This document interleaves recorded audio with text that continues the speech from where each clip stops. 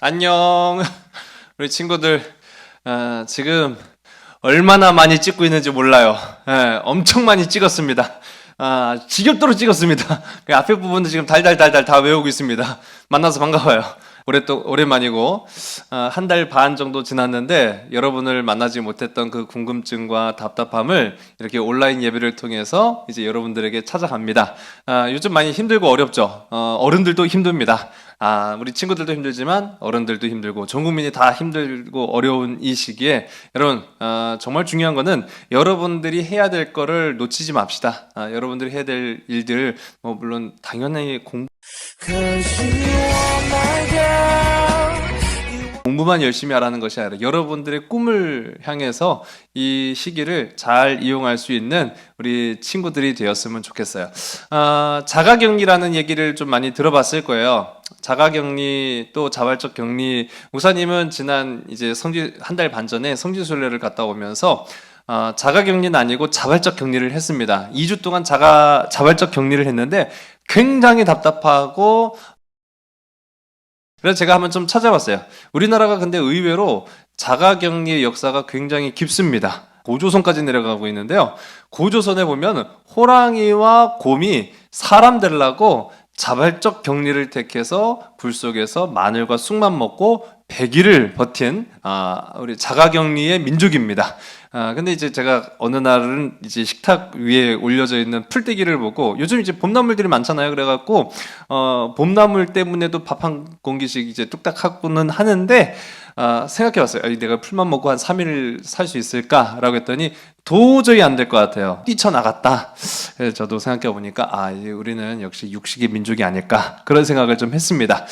근데 이 격리라는 말 자체가 우리의 자유를 제한받고 또 억압받는, 그 공간과 자유가 제한받는 그런 나쁜 이미지로 생각하기 쉬운데, 다 나쁜 건 아닌 것 같아요. 한 3주 정도 우리가 이제 계약도 늦춰지고 저도 이렇게 집에 있으면서 여러 가지들을 생각했는데, 일상이 얼마나 그동안 아무렇지도 않게 했던 것들이 소중하고 귀한 것인지를 생각해 볼 수 있는 좋은 시간이었던 것 같아요. 우리가 그렇잖아요. 하지 말라고 하면 더 하고 싶어지는. 그래서 오히려 바깥에 나가지 말라고 하면 더 나가고 싶잖아요. 학교 오지 말라고 하니까 학교 더 가고 싶어 하는 그런 마음. 어쩌면 이게 기회인지도 모르겠습니다. 그런 사례들을 우리가 좀 찾아볼 수 있는데요.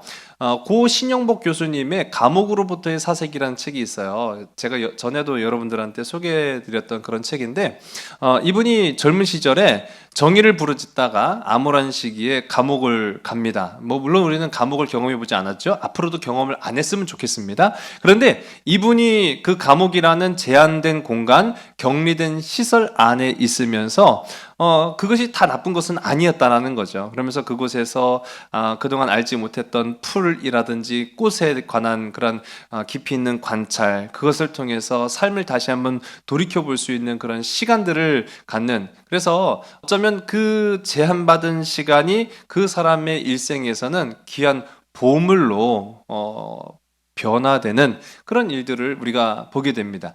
제가 또 한 가지 생각해 보니까요, 여러분들한테 추천해 줄 수 있는 책인데, 안내의 일기라는 책입니다. 일기예요, 일기. 그런데 이 안내의 일기를 보게 되면은, 먼저 배경을 잠깐 설명해 보자면은, 이 안내 일기는 1942년 이 13살의 소녀가 아빠한테 생일 선물로 일기장을 선물을 받았어요.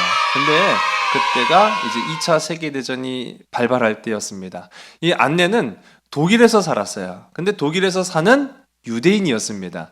그렇기 때문에 이 유대인들을 막 잡아들였던 이 독일이 이 안내의 집도 그냥 넘어갈 리가 없죠. 그래서 결국은 안내가 온 가족과 함께 아버지가 사업을 했던 네덜란드 암스테르담까지 이제 도망을 가게 됩니다. 근데 도망을 가서 그 아버지의 사무실 뒤편에 작은 공간이 있어요. 아주 작은 이 공간 안에 여러 명이 모여서 스스로 이제 격리가 된 거죠. 그곳에서 이제 숨게 되었는데, 그 은둔 생활 가운데 자유를 언젠가는 얻어서 자기가 이제 작가가 되는 것이 소원이었어요. 글을 막 씁니다.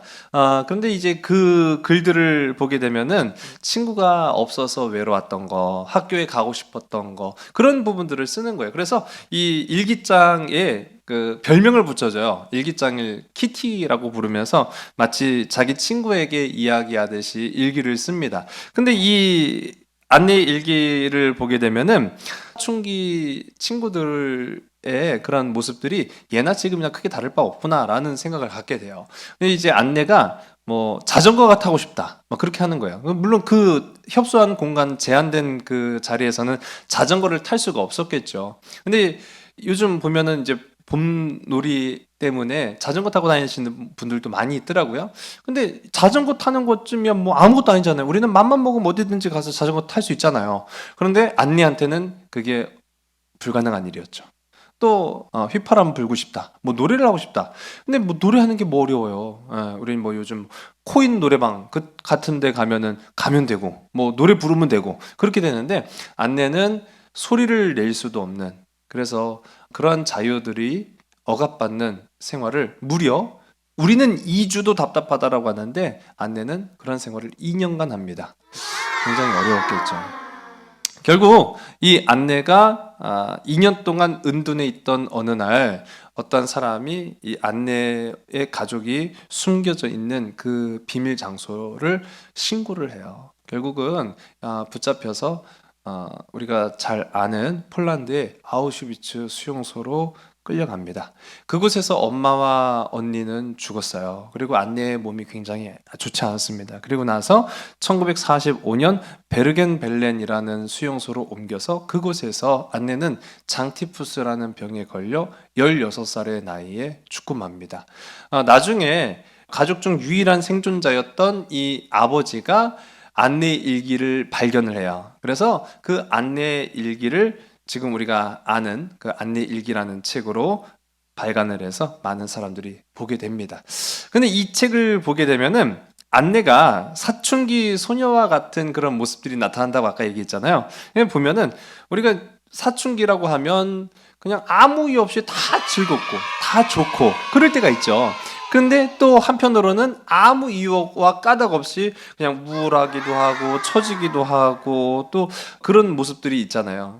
안내도 그런 모습들이 있었던 것 같아요. 근데 그런 모습이 있을 때마다 안내는 선한 의지를 가지고 슬픔을 이겨내는 성숙한 모습이 이제 그 일기장에 그려지고 있습니다. 그런 모습들을 우리가 보면서 우리가 이 시기에 성숙한 의지를 가지고 살아가는 것이 얼마나 귀한 일인가라는 생각을 해보게 돼요. 제가 한 영화를 소개해 드리려고 해요. 프리덤 라이터스라는 영화입니다. 이 프리덤 라이터스라는 영화에 보면은 고등학교 교사로 부임한 한 여자 선생님이 고등학교를 가는데 학교가 전쟁터 같은 거예요. 막 학생들이 나와서 수업은 하지 않고 막 서로 막 싸우고 막 수업이 진행이 되지 않고 그래요. 알고 봤더니 잘 살지 못하는 동네에 있는 이 고등학교 아이들은요, 소망이 없었어요. 꿈이 없었어요. 그래서 소망이 없고 꿈이 없는데 배워서 못 합니까? 그러니까 그렇게 생각을 하는 거예요. 나는 소망도 없고 꿈도 없는데 내가 배워서 뭐해? 나는 어차피 크면 폭력배가 될 거야. 나는 어차피 크면은 정말 약쟁이가 될 거야. 막 그런 식이죠.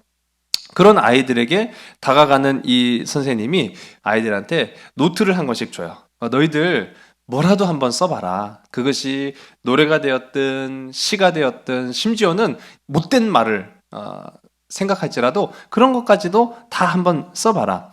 그렇게 해서 아이들의 마음의 문이 열리기 시작하고 아이들이 이 문학이라는 것에 흥미를 갖게 돼요. 그러다가 이 선생님이 그 친구들한테 권유를 합니다.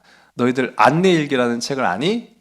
아는 친구가 없죠. 예, 본 적도 없고 들은 적도 없으니까요. 책에 대해서 전혀 관심이 없었으니까. 안내일기를 봅니다. 아까 얘기했던 그 내용들이 다 나와 있잖아요. 그러니까 딱 보니까 나만 절망스러운 상황에 있는 게 아니었구나. 아니, 나보다 더 심각한 친구도 있었네. 근데 이게 소설이 아니라 사실이었잖아요. 그러니까 그런 모습을 보면서 내가 일상에 감사해야겠구나. 라고 하면서 아이들이 변화하기 시작합니다. 이 영화의 마지막에 보면은 이 친구들이 이제 꿈을 찾아서 가는 거예요. 막 대부분의 아이들은 나는 내 꿈을 더 크게 키우기 위해서 대학교를 가기도 하고 꿈을 찾아서 가기도 하는 그런 영화가 나옵니다. 제가 오늘 정말로 여러분들에게 중점적으로 나누고 싶은 것은 바로 오늘 다윗에 관한 이야기예요. 오늘 제가 말씀을 잠깐 읽습니다. 시편 16편 1절서부터 3절까지 말씀이에요. 하나님이여 나를 지켜주소서. 내가 주께 피하나이다. 내가 여호와께 아뢰되 주는 나의 주님이시오니 주밖에는 나의 복이 없다 하였나이다. 땅에 있는 성도들은 존귀한 자들이니 나의 모든 즐거움이 그들에게 있도다. 아멘. 제가 또 8절서부터 읽습니다. 내가 여호와를 항상 내 앞에 모시며 그가 나의 오른쪽에 계심으로 내가 흔들리지 아니하리로다. 이러므로 나의 마음이 기쁘고 나의 영도 즐거워하며 내 육체도 안전히 살리니. 제가 또 11절서부터 읽습니다. 주께서 생명의 길을 내게 보이시리니 주의 앞에는 충만한 기쁨이 있고 주의 오른쪽에는 영원한 즐거움이 있나이다. 아멘. 자, 이 시편의 말씀만 보면은 굉장히 아름다운 이야기들로 가득 넘쳐 있잖아요. 근데 사실 이 다윗은 그렇게 즐거운 삶을 산 것이 아닙니다.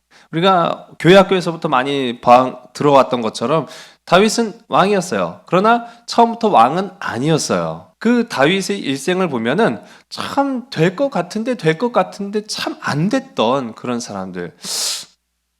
이제는 좀 어느 정도 편한 것 같은데 참 힘들었던 그런 사람이 다윗이었거든요. 다윗은 양치기였습니다. 양치기가 왕이 될 리 만무하죠. 근데 그 어려운 과정을 거쳐 나아가는 그런 모습들, 어떻게 보면은 진짜 절망할 수밖에 없고 낙심할 수밖에 없고 포기할 수밖에 없는 그런 상황 속에서 다윗이 어떻게 했느냐를 우리가 보자는 거죠.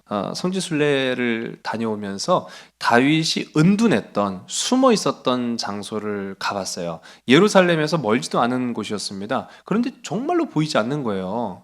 숨을 만한 곳이 보이지 않는 거죠. 그런데 가까이서 가보니까 굴이 있는 거예요. 땅 밑으로 굴을 파서 이 다윗이 숨어 지냈던 장소라는 것을 알게 됐는데, 군인들이 적에게 들키지 않기 위해서 세 가지 방법을 합니다. 하나는 위장. 저도 군대 가니까 위장 크림을 처음 발랐는데 굉장히 막 그게 눈에 들어가면 따갑고요. 씻기지도 않고 되게 불편해요. 근데 그거를 하게 되면 밤에는 눈하고 이빨밖에 안 보여요. 굉장히 웃깁니다. 또 하나는 그 게임에서 나오는 것처럼 길리슈트, 옷을 위장을 하는 거예요. 옷을 위장을 해갖고 딱 숨어 있으면은 진짜 안 보이는 거죠. 세 번째로는 몸을 다 숨기는 거예요. 땅을 파고 그 안에 들어갑니다. 근데 다윗과 같은 경우는 땅을 파고 아예 그 안으로 들어간 거예요. 제가 가서 보니까 몸집 큰 사람은 들어갈 수도 없는 그 입구를 통해서 다윗이 숨었던 거죠. 그렇게 다윗은 10년간 여기저기 도망을 다녔어요. 2년도 길고, 어떻게 보면은 우리가 지금 사회적 거리를 두기 하고 있는, 그래서 계약이 길어지고 또 자발적 격리를 하고 있는 2주, 3주도 굉장히 답답함을 많이 느끼는데, 쫓기면서 어떻게 보면은 살고자 발버둥 쳤던 다윗의 모습은 얼마나 힘들었을까. 신용복 교수님이나 안내처럼 이 다윗도 선한 의지를 가지고 주님을 바라보고 자신에게 주어진 삶에 감사했다라는 거죠. 오늘 결론을 제가 말씀을 드립니다. 주께서 생명의 길을 내게 보이시리니 주의 앞에는 충만한 기쁨이 있고 주의 오른쪽에는 영원한 즐거움이 있나이다. 아멘. 여러분, 질병은 반드시 시간이 지나면서 해결이 될 겁니다. 우리는 극복해 나갈 겁니다. 지금 이 자리에서 우리가 어둠에 머물러 있다고 좌절하고 절망하고 포기하고 멈춰버리는 것이 아니라 오히려 우리가 그 어둠 속에 머무르지만 빛으로 나아가는 우리 선한 의지를 가지고 이겨낼 수 있는 우리 친구들이 되었으면 좋겠습니다. 우리 한 주일 동안도 즐겁게 그리고 또 건강하게 지내고, 저는요 이렇게 좀 생각을 해요. 우리 개학이 조금 늦춰졌잖아요. 정상적인 개학 이 가능해질 때 그때 아무래도 우리 교회에서 같이 모여서 예배를 드릴 수 있을 것 같아요. 우리 친구들도 그때까지 건강하고 우리 이따금씩 보게 되면은 서로 반갑게 인사하도록 하겠습니다. 우리 기도하겠습니다. 아버지 하나님 참 감사합니다. 우리 선한 의지를 가지고 이 어둠의 시기를 이겨내는 우리 학생의 친구들 한 사람 한 사람 또 한 가정 한 가정을 주님 붙들어 주세요. 또 특별히 우리 선생님들 여러 가지 힘들고 어려운 일들 속에서도 날마다 우리 아이들을 위해서 기도하고 있습니다. 우리 선생님들도 주님 붙잡아 주세요. 세계가 어지럽고 나라가 많이 힘듭니다. 이런 상황 속에서 우리가 해야 될 본분을 잊지 않게 하시고 그 본분 가운데에서도 주님이 주신 생명 잘 지켜낼 수 있는 우리 사랑받고 사랑하는 그래서 용서하고 십자가 붙들고 나아갈 수 있는 우리 삼성교회 우리 학생의 친구들 되기를 원합니다. 하나님 지혜를 허락하여 주셔서 능력 더하여 주시옵시고 다시 만날 날을 기대하면서 기도할 수 있는 우리 친구들 되게 해주세요. 예수님의 이름으로 감사하며 간절히 기도드렸사옵나이다. 아멘. 안녕. 우리 학생들 안녕. 건강하게 잘 지내고 있지요? 요즘 코로나19로 인해서 학교도 못 가고 또 집에서 답답한 하루하루를 보내고 있으리라 믿어요. 선생님도 코로나 비상근무 또 산불 비상근무 또 국회의원 선거초도 있어서 여러 가지 일로 바쁘게 보내고 있어요. 어려운 시기지만 빨리 코로나19가 끝나서 학교도 가고 또 친구도 만나고 또 교회에 와서 학생회 예배 드리면서 목사님, 선생님, 친구들 함께 교제하는 시간이 빨리 왔으면 좋겠어요. 우리 그때까지 우리를 사랑하시는 예수님을 생각하며 기도할 수 있는 우리 학생의 친구들이 다 되었으면 좋겠어요.